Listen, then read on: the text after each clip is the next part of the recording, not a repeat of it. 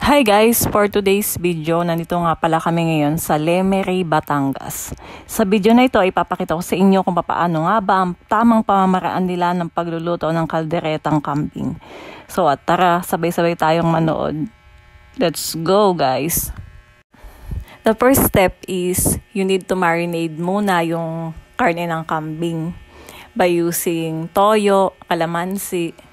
So guys, wala naman akong ibig sabihin sa toyo kasi minsan may toyo din talaga ako, charot.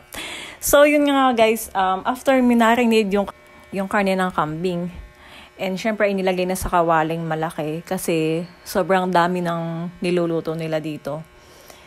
Kasi nga napakababait pala ng mga taga Batangas, mga tamang tao. So sa mga naghahanap ng right person, nandito lang sa Batangas mga tamang tao. Ayun, so balik tayo sa kalderetang kambing. Ayan na nga po, nakasalang na, and hintay na lang siyang lumambot bago ilagay yung mga other sangkap. And para mas mabilis nga pong lumambot ang karne ng kambing, ay kailangan muna siyang halu-haluin ulit. And paikot-paikutin. Katulad ng kapag nabasted ka, syempre susuko ka na ba agad? Syempre hindi, ulit-ulitin mo yun. Ulit-ulitin mo siyang paikutin. Hanggang sa lumambot ang kanyang puso at mapasagot mo siya. Katulad din sa pagluluto ng kambing. Charot.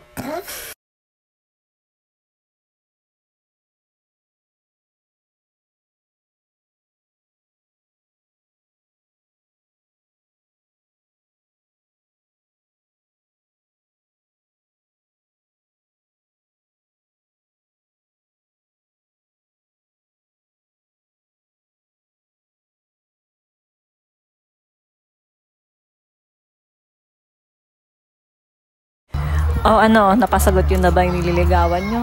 So ito nga pala, balik tayo sa pagluluto ng kalderetang kambing. Lumambot na nga pala yung karne ng kambing. So maya-maya lang ilalagay natin yung mga special na sangkap. Ayan, nilalagay na nga pala ang tomato paste. Yan yung special nila dito para mas lalong sumarap ang kanilang kalderetang kambing. The best talaga ang mga taga Batangas. And ketchup after ng tomato paste para mas lalo daw sumarap. Ganun pala yun mga guys. Share ko lang mga tamang tao. Dito nga pala sa Batangas ay meron silang unity dahil sama-sama silang nagluluto. Yung mga kapitbahay nila ha. Grabe. And sa other upload kong video, abangan nyo na lang yung mga ibang putahe na niluto nila. For the meantime, ito muna tayong kalderetang kambing. Kasi nga, first time kong makakita na nagluluto ng kalderetang kambing. Next naman mga guys, ay ilalagay na natin ang other ingredients. Yung mga vegetable. So, ilagay na ang carrots and potatoes. Then, halu-haluin. Paikot-paikutin. Ayan guys, so wait na lang natin maluto yung mga vegetable.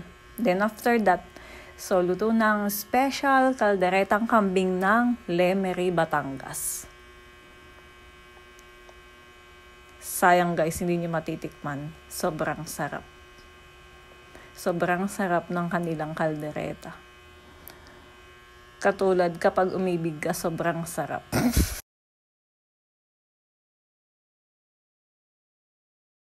Finally, tapos na pong iluto.